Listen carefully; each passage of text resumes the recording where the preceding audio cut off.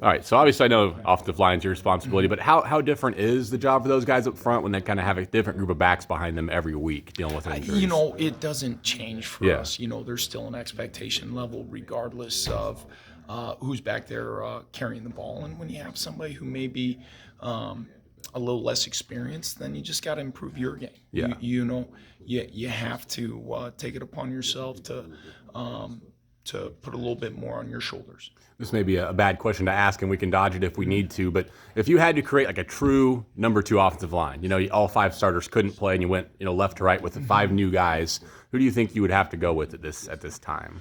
That's an interesting question. It'd be a combination of 6 guys, and you'd have a combination of Katori, Cooper Beebe, Ben Adler, Noah Johnson, Christian Duffy, and obviously Josh Rivas.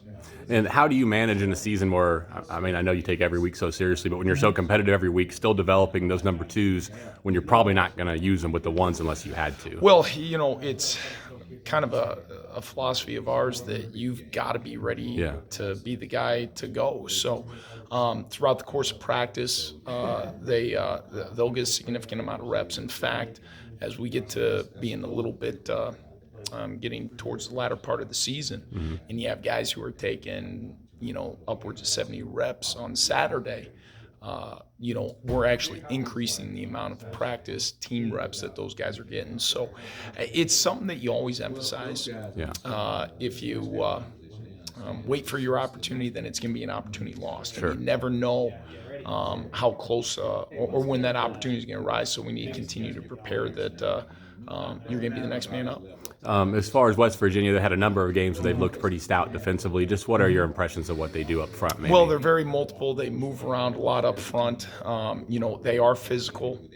They hit their fits pretty well. You see where teams have had an ability to get after them is maybe they might misfit something and somebody would get an explosive play. But as far as having sustained drives, that's very difficult because of how aggressive they are defensively.